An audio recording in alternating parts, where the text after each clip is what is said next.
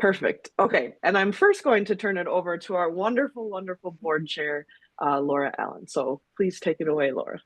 Thank you, Kate. Hi, everyone. I'm Laura Allen. I am honored to serve as the board chair for Teach Access, and I am so excited for all the wonderful things that we're going to cover today, and we'll hear from the team. It has been a fantastic year.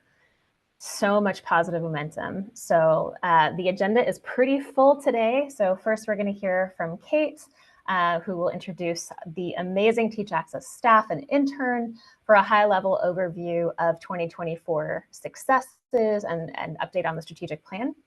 We will also hear from Julius about experience as an intern with Teach Access.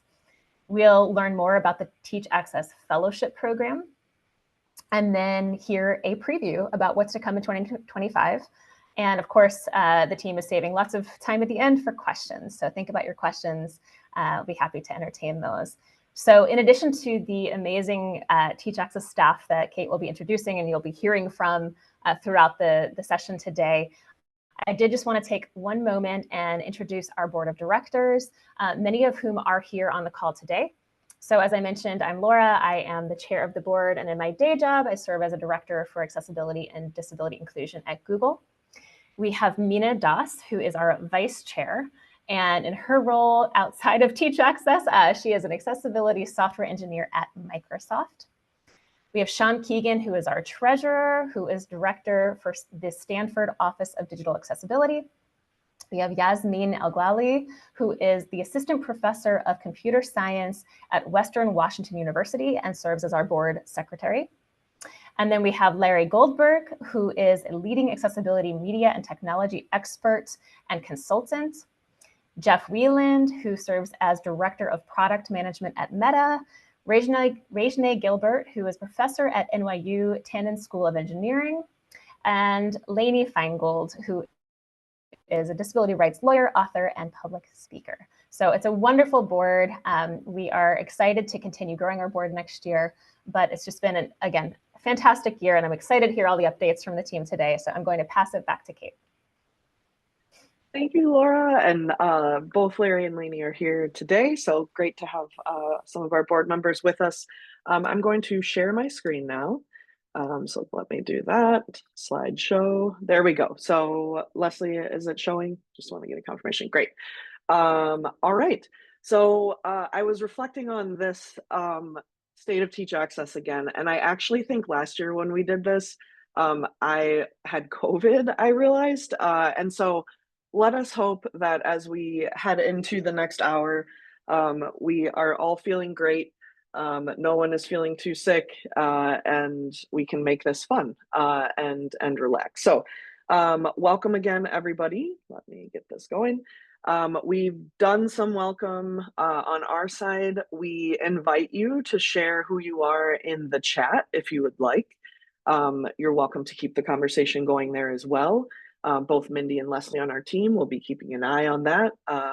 But up on the screen is a picture of the four of us full-time staff who will introduce ourselves in a moment. And this was in Chicago, actually, this summer as part of our strategic plan process, which I'll talk about in a moment. So up on the screen is the list of our board of directors, which Laura just went through. So again, thanks to everybody who is here and watching later.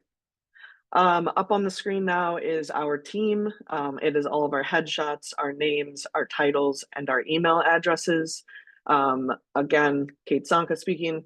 My email is kate@teachaccess.org. And I will have Mindy introduce herself. Hi, everyone. I'm Mindy Colin. I'm the Director of Development and Industry Partnerships. My email is mindy@teachaccess.org. Thank you, Mindy. And Leslie. Hello, everyone. My name is Leslie Johnson. I am the Program and Operations Manager here for Teach Access. My email is leslie@teachaccess.org. We like to keep our email simple. And Rolando is not here with us today, but you'll hear from him in a video shortly. But we are excited to be able to introduce and hear from our intern, Julius. Over the last few years, we have been very lucky to have great interns, and it's through a partnership with Michigan State University and the Experience Architecture, their XA program. So for a semester, they will sponsor an intern, and then we've been able to keep them on to continue working with us. And being able to gain experience and learn about accessibility. So we are excited. We're currently in the process of interviewing our new intern because Julius will soon be graduating, which we're excited. But I would now like to turn it over to Julius for him to introduce himself and talk about his experience as a Teach Access intern. Thank you, Mindy. Hi, everyone. My name is Julius Pato, and I'm really excited to be here as the current Teach Access student intern. I'm currently a senior at Michigan State University, where I study experience architecture or user experience and professional writing. To talk a little bit more about accessibility, it has always been in the heart of what I do as I prepare to step into the world of technology and design. When I first joined Teach Access, accessibility was something I kind of had to taught myself, and my focus had been on making educational materials more accessible for students with disabilities. I thought I had a decent understanding of accessibility, but the Teach Access team really welcomed me in and took that knowledge to a whole nother level. They guided me through creating accessible materials, everything from graphical content, prototypes, videos, and even website designs. And those experiences really reshaped how I think about accessibility and will continue to influence my work for years to come. One project that actually really challenged me as a UX designer was creating accessibility annotations in Figma for Teach Access. I had never done something like that before, and it forced me to think about how screen readers really navigate websites. And I learned how critical it is for designers to consider accessibility long before handing off designs to developers. And this experience also showed me something really powerful, that even the smallest changes in design can have a huge impact on making technology more inclusive, which wouldn't really have been possible without Teach Access. So thank you for that. Outside of my Teach Access work, I have been a big advocate for accessibility on campus. As part of the MSU UX Association, I've shared resources like the Teach Access Student Academy, led workshops, and mentored students on accessibility practices within UX code and design. And it's just been amazing to see how just by talking and advocating for accessibility, I've inspired more and more students to see it as part of their core work. But for me personally, accessibility isn't just a professional focus, it's personal. I come from an immigrant family where English isn't our first language, and my father has a disability himself. So growing up, I saw firsthand how barriers in design and technology can really exclude people. So making accessibility part of everything I create isn't just my career, it's honoring my family and ensuring that everyone, no matter their backgrounds, can fully engage with the world around them. So as I wrap up this little speech, I want to encourage all of you students, faculty, and professionals to think about accessibility as not just an afterthought, but as a foundation for everything you do. Together, we can create a future where people of all backgrounds, including mine, grow up in a world where technology is truly usable. And I'm so excited to be a part of that next generation that can work on accessibility. So thank you. That is all. Okay, how amazing is Julius, everybody? This is Kate speaking. He is graduating in the spring, so any of you out there who will be hiring, he will be on the job market. But it's been so wonderful to have him on our team. Really, the work that we do, of course, always has to be informed by the educational community, and it's crucial that we have student voices in what we're doing. So our intern really plays such a core part, core role, I guess, in helping us do that work. So thank you so much, Julius, for sharing about that. It was great. With that, I also want to pause and give a big thank you to our volunteers. So many of you on this call and so many others continue to give your time to Teach Access over the past years, really, in helping us create training, put on programming for our students and our faculty. helping create materials that can be used for teaching in the classroom, as well as for the work that we do to train faculty. So as well as other things. So thank you to everybody out there who's given any amount of time this year. We greatly appreciate it. And I think I'll turn over to Mindy now for this one. Please go ahead, Mindy. You. Thank you. At Teach Access, we are incredibly grateful to our corporate sponsors, partners, donors, volunteers who make our work possible. Up on the screen, we have our sponsorship levels and logos. Your dedication and generosity drive our mission to ensure the future workforce is equipped to create a more accessible world. We'd like to thank our platinum sponsors, Microsoft and Verizon, our diamond sponsors, Salesforce, our gold sponsors, Google and Meta. Next slide, please. Our silver sponsors, Intel, Yahoo, and eVinst, and our bronze sponsors, Adobe, CVS Health, EY, Intuit, and LiveFront. Next slide. Go back one, please. Thank you. We also have a network of partner organizations that we work with to cross-promote our programming and have a further reach, and appreciate those partnerships as well as our academic hubs. Those include Access Computing, American Foundation for the Blind, Barrier Break, DQ, Digication, The Digital Economist, Digital Collegium, Making Space, XR Access, Buffalo State, State University of New York, and Michigan State University College of Arts and Letters. Next slide, please. As we face uncertain economic times, the need for increased giving has never been more critical. Corporate, foundation, and individual support ensures that we can expand our reach, grow our programs, and prepare students, educators, and industry leaders to embed digital accessibility into everything they create. Together, we're building a future where inclusion is not an afterthought, but a cornerstone of innovation. We appreciate everyone who has given to our Building Bridges collective and hope you will consider an end-of-year gift. Thank you for standing with us and believing in this important mission. Kate, back to you.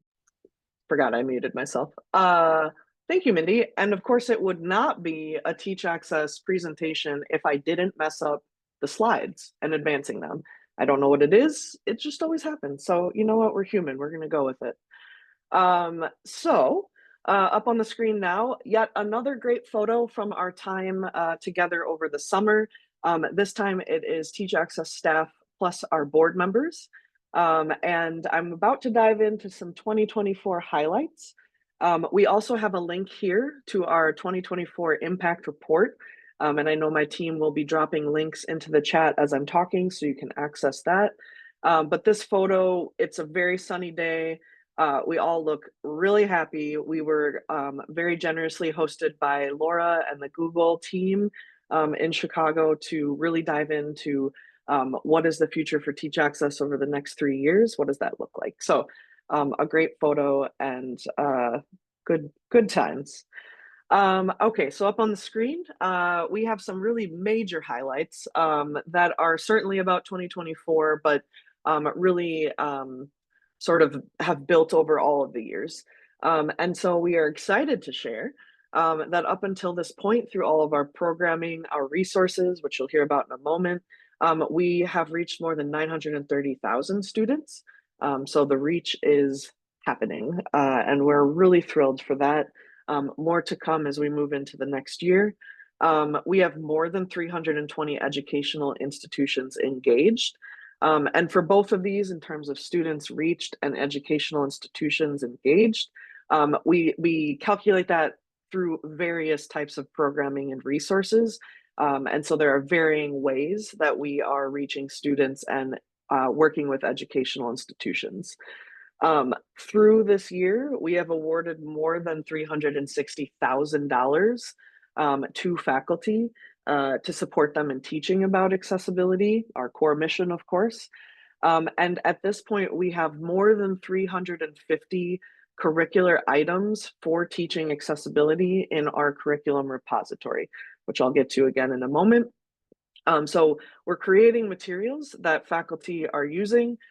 We're helping provide support to them financially as and other ways for them to create that. So a lot of good activity happening, impact, and so forth.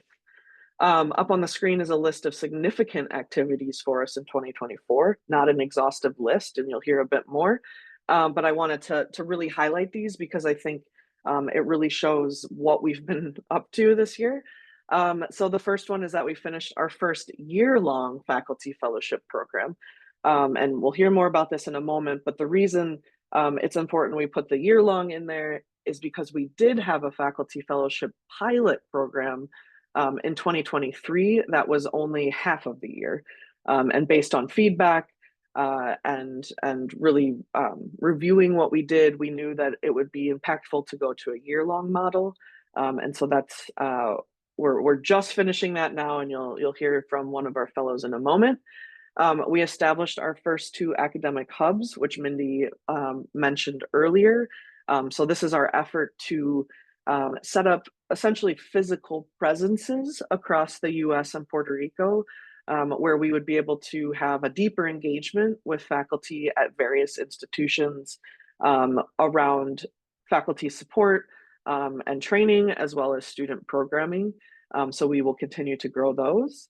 I've mentioned this already a couple times, but we drafted and published, that's up on our site, our next 3-year strategic plan, so 2025 through 2027, really providing the roadmap of where we're going next.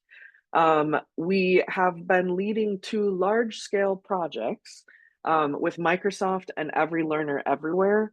They are not quite available yet publicly, so stay tuned. But I do want to just recognize it's been a significant amount of collaboration and work that we've put into creating these resources. So we're very excited about them, so stay tuned. We took really solid steps to broaden our work internationally in both Kenya and in the UK/Europe. I had the honor of presenting at both Inclusive Africa in Nairobi in May, and at the TechShare Pro conference in London just this past month in November. And it's really our solid steps to understand and build the path for how we can support this work outside of the US and Puerto Rico. We presented as a team, all of this, of course. We presented at more than 20 conferences, virtual events, in-person events, etc. So we really were out there hitting the road, so to speak, and sharing about the work we were doing. As part of that, of course, it grows our profile, and our virtual presence has increased, much of which, of course, is on social media. Many thanks to Julius, our intern, who you just heard from, as well as we noted a 60% increase in our newsletter subscribers this year compared to last year. So we now have a couple thousand subscribers, up from a couple hundred.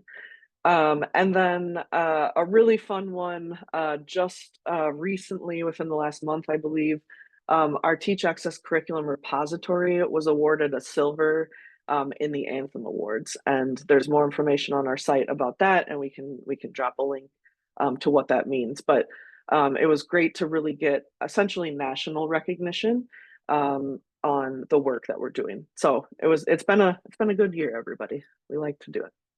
Okay, so I'm going to dive into some of our programs. But first, because Rolando wasn't able to join us today, he did record a message that I'm going to play for all of you now. Let me get that up. Sorry, it just starts playing halfway through for some reason. So Leslie, can everyone see that okay? Let me expand it. I can't. Is it good? I'm going to press play. It sounds good. Know. Okay, it looks right. good. Okay, thanks. All right, here we go. Here is Rolando.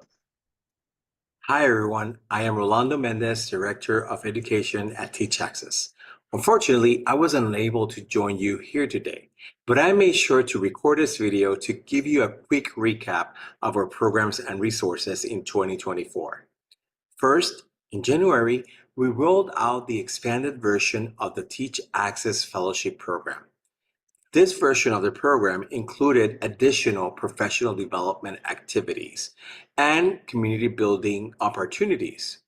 It also required fellows to create and share instructional materials for teaching accessibility to their students and peers. This week, we concluded the program and are incredibly grateful to have worked alongside such an inspiring group of educators and higher ed leaders, typically committed to advancing accessibility education. Following their growth and getting to know more about the impactful projects that they implemented this fall has been so rewarding, and we are really looking forward to working with the cohort of the 2025 fellows. This year, we also released 5 additional courses for educators. These courses are intended to help educators grasp accessible design across new disciplines, such as organizational communications and industrial organizational psychology. In 2024, we expanded our outreach initiatives, sharing the work that we do at Teach Access with various educational communities, including Wanted Tech, EDUCAUSE, the Association for Computer Machinery, or ACM, and the National Association of Schools of Arts and Design. Finally, we have been working with our partners and collaborators in some very interesting projects, which we will reveal pretty soon, so stay tuned for that. We want to appreciate your support and collaboration, and as we enter 2025, we invite you to join us in making accessibility the standard by equipping everyone with the skills to achieve digital inclusion. And now, I'll turn it over to my awesome teammates at Teach Access.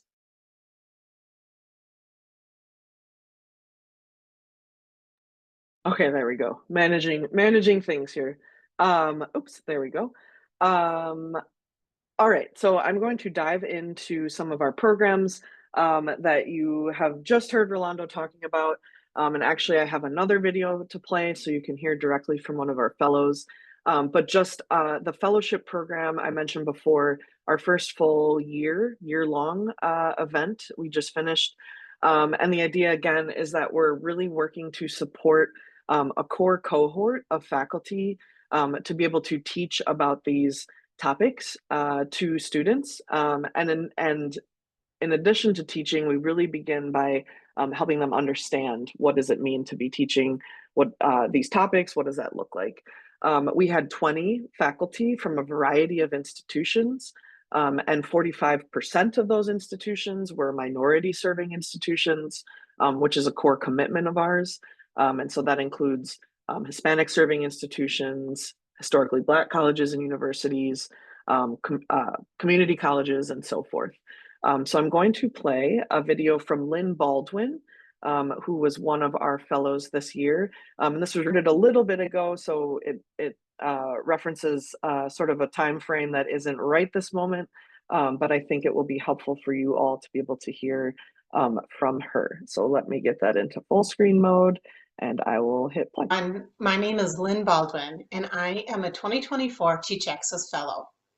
I wanted to spend some time today telling you about my experience with the program. First of all, one of the huge benefits, at least for me, was that I have met so many amazing educators from around the country who truly have a passion for accessibility. Some of these people have become good friends of mine already, and I know we will keep in touch far beyond the reaches of this program.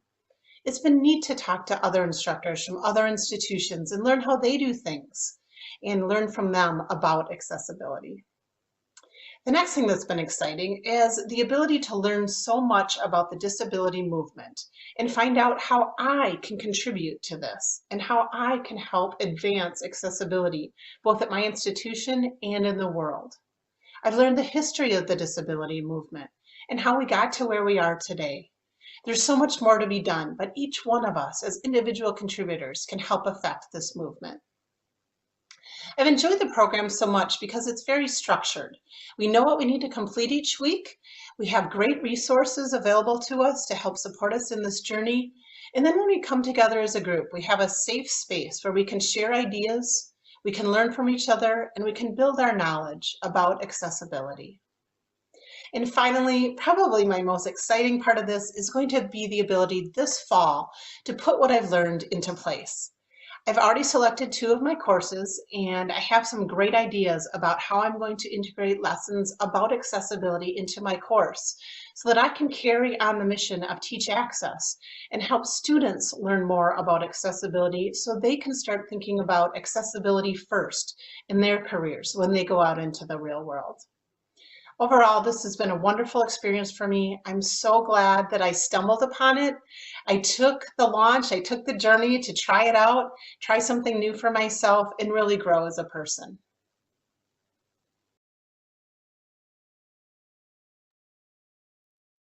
Okay, how great is that? Let me get out of this. It's not letting me. There we go. Okay.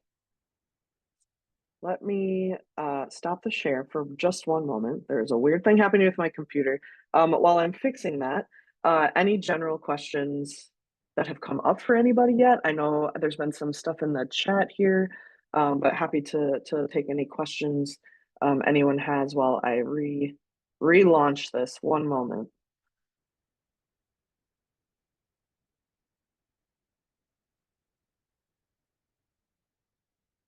Okay. Nope. See, sorry, that's me again. We're just having a good time over here today, everybody. Okay. Here we go. All right. Oh, let me just make sure there's not a question that I missed. Perfect. Francis is being amazing and helping everyone learn about YouTube. We love that. We're all about teaching and learning here. Okay, so now I'm actually going to pass it over to Leslie now that I've got things back where they need to be, so that she can talk to you a bit about our Teach Access Grants program. So Leslie, go ahead.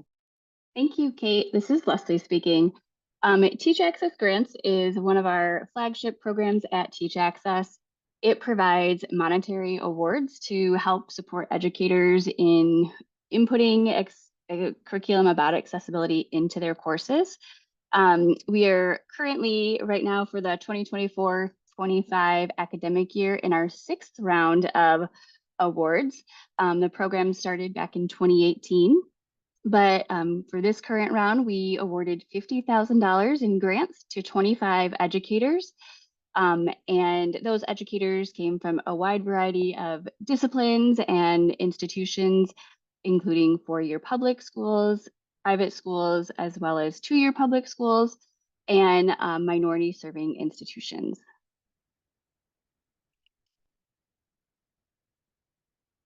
So another program that we offer is our Student Academy, and this is geared towards students for them to learn about accessibility and disability.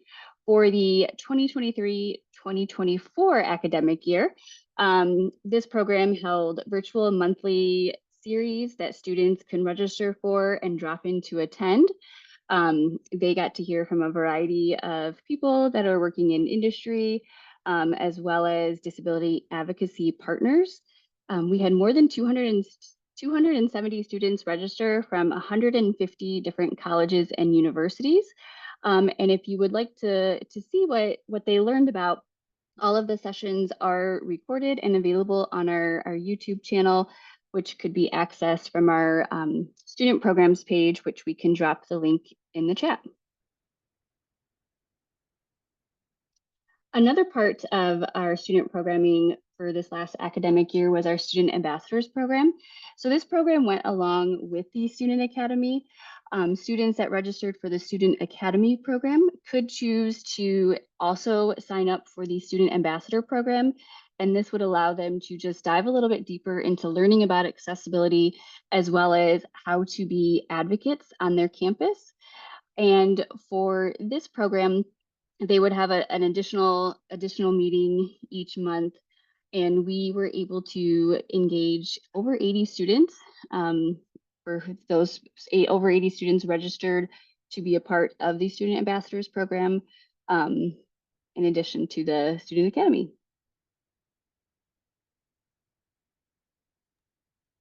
Okay, thank you, Leslie. So that's a wrap on our programs. And I want to share a little bit more about our resources. And so there's 4 resources that I'm going to walk through that Teach Access is created. and then one sort of bonus project that we were able to be a part of. So the first is our Teach Access Curriculum Repository, or TACR for short. We like to shorten it to TACR. And you've heard us mention it a couple times.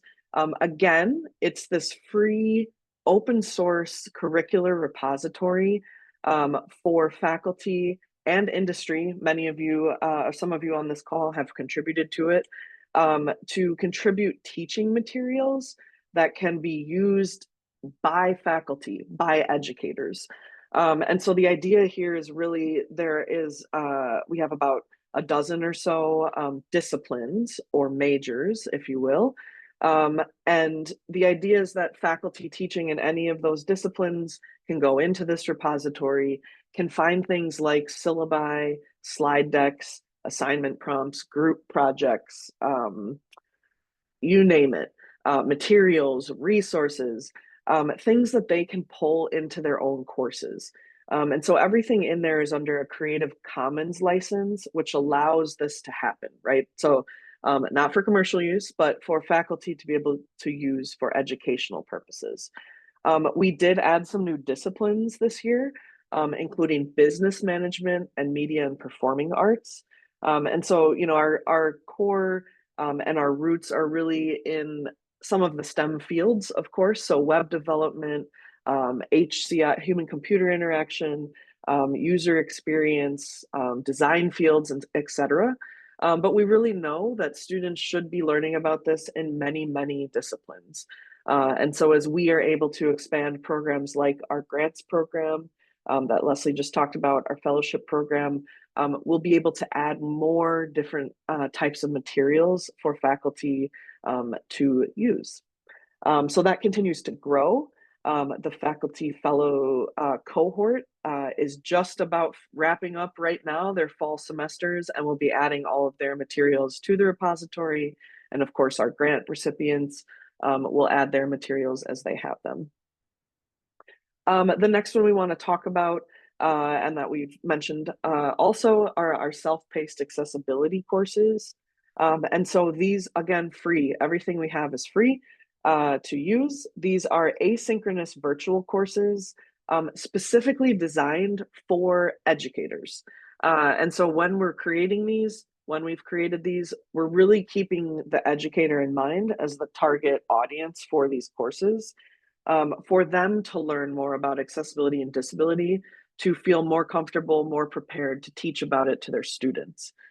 That's not to say any of you on this call who maybe aren't currently in a teaching role couldn't find value and learn something from these courses.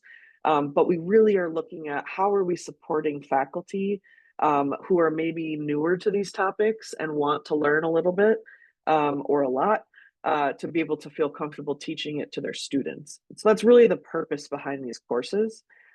We released 3 new courses this year in the topics of industrial and organizational psychology, organizational communications, and content development.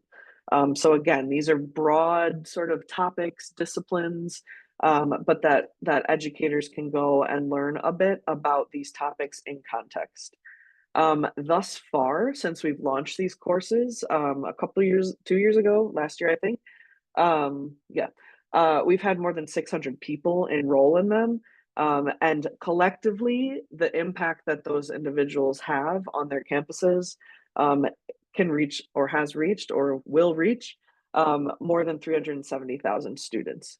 So this is a really impactful way for us to scale and provide resources and training in a way that's self-paced, asynchronous, etc. You've heard us talk about the academic hubs a couple times. So I've mentioned this earlier at the start, but again, this is a network that we are working to build across the US and Puerto Rico to foster deeper campus engagement and establish that local presence. So Mindy mentioned this earlier, Michigan State University signed as our first academic hub. Those of you who've known me for a while, of course, know that I came from MSU, as did Leslie and Julius. And so, of course, we have really good and strong ties to the university. So that was great to welcome them as our first hub. And Buffalo State University signed as our second hub. And our intention is to really look at different types of academic institutions, so not only four-year campuses, and looking at minority serving institutions, looking at different parts of the US and Puerto Rico, and so forth. So as we continue into next year and beyond, our intention is to grow that hub network so that we can have these spaces where we're able to learn just as much as we're able to share. The next one that we have up here for resources is our accessibility skills hiring toolkit. Again, free, everything's free. So the idea behind this, and you've probably heard us talk about it, maybe some of you have, of course, our core mission and focus is on teaching and learning, supporting faculty to teach about accessibility and students to learn. And understanding that that's part of sort of this workforce pipeline, if you will, right? So students are learning about this, and then how are we helping prepare or how are we connecting them with industry so that we can do what we've set out to do, which is put more recent graduates into positions in companies who know something about accessibility. And so this accessibility skills hiring toolkit is really sort of that step, that space between what our core mission is and where we want students to go. And so the idea behind this is that this toolkit, I think there's 18 roles there. It says it right on the screen for me. So 18 sort of common general types of jobs that people might have across many types of industry, not only tech, but jobs that students are likely going into. We've created essentially a toolkit that offers language and sample interview questions that can be added to job descriptions. So if you're someone who's in a hiring position, or if you know someone who's looking to hire, or someone on your HR team, sharing this toolkit with them is a way to say, hey, I know we're looking to hire a content developer or a web developer. Maybe we should copy some of these sample language about the types of knowledge and skills we're looking for in accessibility and disability into our job descriptions, so that students see this and say, hey, I know that, I learned that, I'm going to apply for this job. And then, of course, we've included sample questions that could be used at the interview to help people. Maybe it's an HR hiring teammate, what questions to be asking of candidates and how to evaluate that. And so, like I said, there's 18 roles. This is a huge volunteer effort. Thank you to everybody on the call who's contributed to this. We like to refresh it annually. And so we'll be doing this refresh again next year, where we take a look at what we have, make sure it still looks okay, and also consider what do we need to add? What other roles would we like to add? So if this is interesting to you, please use it. If it's interesting to you to help contribute, please do. We look forward to welcoming you for that. Okay, up on the screen is a very large infographic. I will walk through it, but it's also in the slide deck in the presenter notes, so you can find that there if you'd like. But this is sort of a bonus resource that we wanted to share. So everything we've talked about so far, these are core Teach Access projects, programs, resources. This one we contributed to in a way that we thought it was worth at least sharing with all of you if you weren't aware. So earlier this year, we partnered with University of Phoenix, who were working on a refresh of an accessibility survey they've done before about the job industry, if you will. And so the University of Phoenix, together with us and Harris Poll, sent out a survey to almost, what is it here? Yeah, more than 450 managers in IT, healthcare, education, other places, to really understand workplaces and their commitment to accessibility and opportunities for skill development. And so this isn't an exact extension of the types of surveys we've done in the past, but it's really complementary. It was really meant to help us get a wider audience. So up on the screen there, on this infographic, there's some of the key takeaways that the University of Phoenix created. So things that likely aren't super surprising to many of us in this space, but things around what organizations have done and built into their organizations. And then specifically the things exciting for us around hiring and training. And so 89% of the organizations have initiatives to hire, train, and retain employees with disabilities. So of course, again, this is not an exact same thing as what we're looking at, but it's all related, right?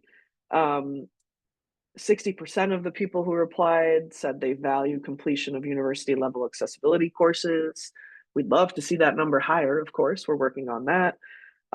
There's information about mentorship, job placement, job coaching. A key one that I'd love to talk about here is the demand for accessibility skills. So this, of course, is really our work. So 59% of the respondents said that they see an increase in demand for accessibility skills over, or have seen, I'm sorry, the increase in demand for accessibility skills over the past 5 years. And 95% managers are that need professional development and accessibility skills.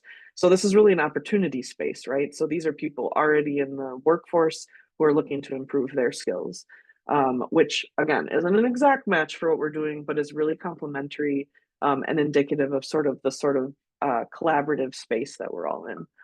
And then the last one I'll leave you with on here is that 53% of the organizations that replied are having difficulty finding candidates with accessibility skills or an understanding of what those skills are. So we still need to be doing the work that we're doing is the takeaway there. It's a very interesting piece. There is a link in the slide deck. You can go and read their survey. And again, the alternative text, alt text description is in the slide deck as well for the whole infographic. Okay, so I've been talking quite a bit. We've all been talking about what we've done this year, really the state of Teach Access in 2024. So I'd love to share what's ahead for us in 2025. Kind of the highlights, this is not comprehensive, of course, is that our new faculty fellowship cohort will begin in January. You got a little teaser of what this about this information coming. The fellows have been announced publicly, so you can find that information, see who's going to be joining us. We're excited to have this new cohort. We'll also be doing a 2-day, half-day virtual student academy in February. So always being informed by student feedback and what we think will work for students. We're going to see if a 2-day back-to-back, I think it's February 20 and 21, if I have that correct. Yep, looking at the calendar. See if we can get more students to join us in a live setting and then be able to share those resources out later. You can also find information, you can register, share with your students, encourage faculty, teachers to tell their students about it. We're going to have an amazing lineup of people who are sharing about basics of accessibility and disability, thinking about it in the context of work. And a really big highlight is that Haben Girma, who is a really well-renowned, well-regarded, amazing person who does a lot of work in accessibility and disability, will be our keynote speaker. So a big thank you to Lainey Feingold, who's on our board, who helped make that connection with us. So Haben Girma will be our keynote, so you will want to be there. So keep an eye out for that information. We're going to do 2 Refresh Teach Access resources. So there's 2 documents that we've had for a long time that we use very often when we're talking with faculty to encourage them to teach about these topics. And then when they say, cool, what should I teach? Great, here's a list of those concepts and skills. So we have 2 resources, the Why Teach Accessibility document and our Fundamental Concepts and Skills document. And there are groups of volunteers working on refreshing those as we speak. It's not too late to get involved. If you're interested, reach out. But we will be releasing those in the coming year. And I've talked about this a little bit, but we have these huge, exciting collaborative resources we've been working on with Microsoft and Every Learner Everywhere. With Microsoft, we've put together an inclusive design learning path, placeholder name. It might be named something different.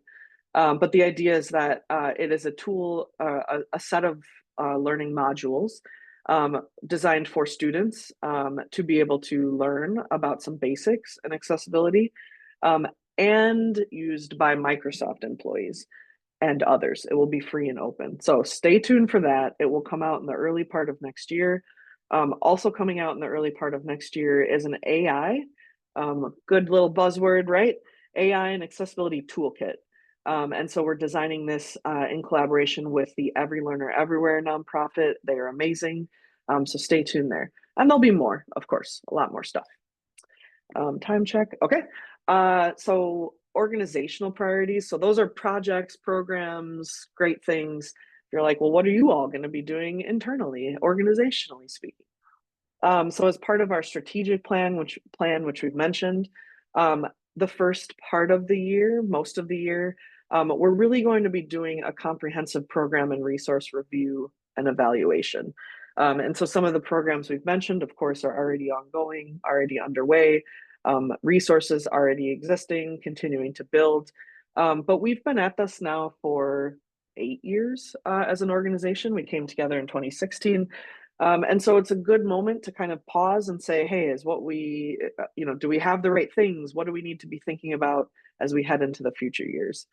So that will be a big piece of our work this year.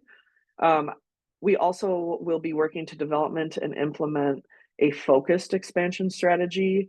And part of that focus is on the US K-12 learning environments and international. So I mentioned we already have started looking at international in terms of some trips I was able to do this year, but really figuring out what is it going to look like for us to expand into these places to support more educators and learners. Our goal is to really improve and increase our overall communications and public relation activities. Our team has been doing a lot of work this year to increase our profile, public profile, and get more people knowing about what we're doing. But as an organization, we really are committed to improving that and increasing the activities. Laura mentioned this in her introduction, but we want to grow our board of directors, of course. This is important for just general expertise in the room and knowing what's happening out there and being able to get new ideas and additional ideas and support into what we're doing. And then, of course, continued focus on development and financial sustainability. Any nonprofit is doing this, of course, but really looking at what makes sense for us as we do this comprehensive program and resource review. We have applied for some significant grants in this year that I can't necessarily give you a lot of information about, but everybody cross your fingers that those come through. That would be really impactful for us in 2025. But in addition to that, looking at what else could we be doing, should we be doing, where can we be going with that? Okay, opportunities to get involved and support, and then we're done, and it will be a few minutes to take any of your questions and comments. So if you're like, wow, this is great, I'd love to get involved, I'd love to support a bit more. We have the Teach Access Alumni Network that Mindy leads. We'd love for you to be there. There's all sorts of different things that the Alumni Network has been trying and talking about. And you could join, whether you've gone through a program or not, it is a space where we really encourage educators and students to come together and collaborate. Of course, using and sharing all of our free resources within your networks. If you're teaching, of course, using them, sharing with your fellow educators. If you have ERGs, employee resource groups, if you're in the industry, letting those folks know that we exist and that we have these materials is great, of course. If you're an industry member considering an industry sponsorship, or if you are in a position to be able to give individually, of course, donations are appreciated to be able to keep everything free. And then coming soon, we had hoped to launch it this year, just things happened, didn't quite come together, but we will be launching a volunteer portal where a lot of these opportunities will exist, and you can find ways to contribute specifically to single opportunities or repeating opportunities. Okay, and with that, I did reach the end. So up on the screen, We've got our contact information. Of course, our website is teachaccess.org. The general contact email is info, I-N-F-O, @teachaccess.org. And then, of course, we are on social media channels, including LinkedIn, Instagram, and Facebook. So I'm going to stop my share now. I know there has been some stuff happening in the chat, but we would love to see if any questions, maybe Leslie, if any questions come through on the chat to address right away. Nope, Kate, everything that has been in the chat we've addressed. There was a question about if students of European students could register for the Student Academy, and we said, yes, absolutely. It's open to any and all students, even lifelong learners. Love that answer. That will be great. Perfect. We welcome more questions in the chat, or if you're interested in voicing your question, please do. You can raise your hand or come off mute. So I will pause there.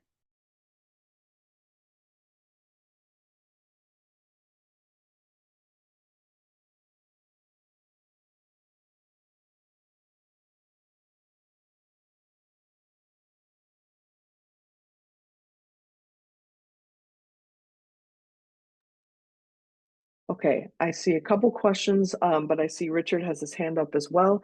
Richard, why don't you ask your question, and then I can tackle the questions in the chat in a moment. Please go ahead. Yeah, I'm Richard Ladner from University of Washington, and also Access Computing, which is one of the partners for this. And one thing I've been working on the last 6 months or so is this new Department of Justice rule based on Title II of the ADA about accessibility.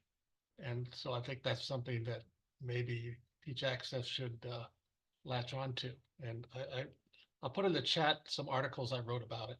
And so I think that's something to put on your agenda. Yeah, thank you, Richard. This is Kate. I just wanted to make sure I locate where those links are, or maybe my team can make sure I get those. Yes, you're absolutely correct. Thinking about what's ahead in terms of legislation is a really important moment and aligned with our sort of viewing what's happening. So appreciate you raising that. Thank you so much. Okay, I'm going to read out a couple questions here in the chat. So we have a question from Aaron. Can international faculty and staff apply for the fellowships? We are located in the Bahamas. It looks like the University of Bahamas Office of Disabilities and Compliance. Aaron, I love this question. Not yet.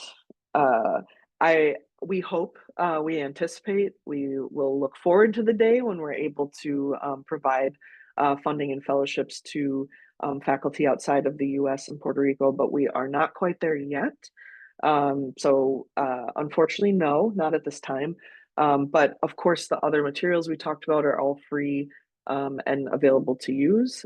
So please take advantage of those for now. But as we look and think about our international expansion, this is absolutely the sort of question that we'll be exploring. Okay, so sorry, Aaron, but thank you for the question. Thank you for being here.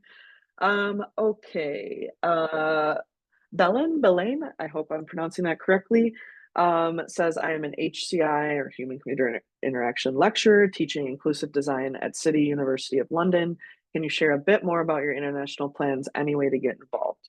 Okay, excellent question, because part of my trip to London a couple weeks ago for the TechShare Pro conference was to really start to understand how to support and set up this sort of network in the UK and Europe.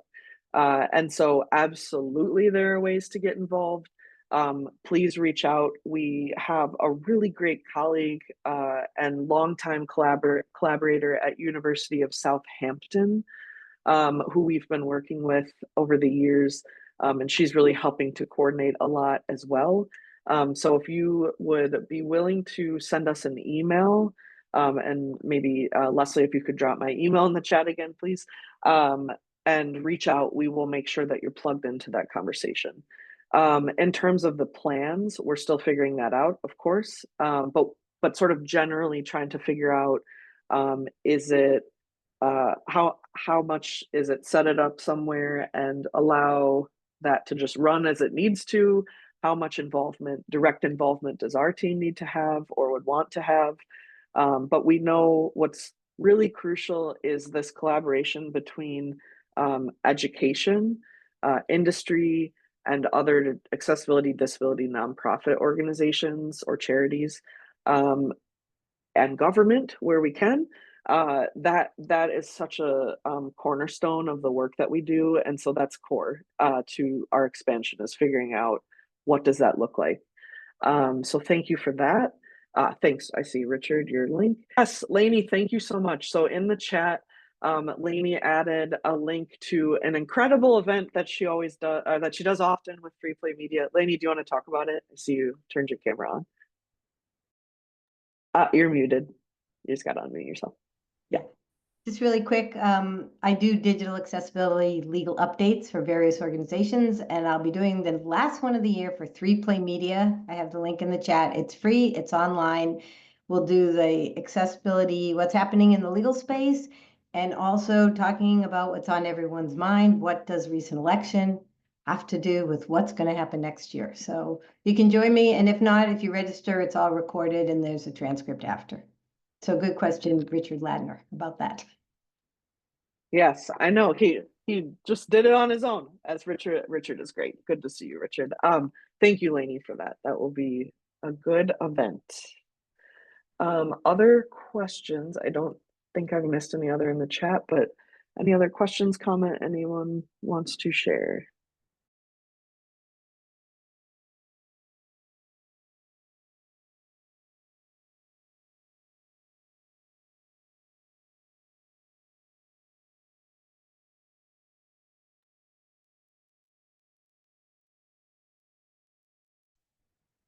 Thank you, Peter. Said thank you for the presentation. Yes, a lot of things happened in the year. I don't see any other questions coming in. I want to thank you. I know we're at the hour and our interpreters will need to head out. Thank you everybody for joining us today. We really appreciate this whole community and all of the ways that you contribute and share out what we're doing. Please be in touch. Stay tuned for what's ahead. We have a lot of great things. So thank you again, and I wish you all a great rest of your Friday, restful weekend, and very great end of this year into the next. So thank you, everybody. Thank you so much.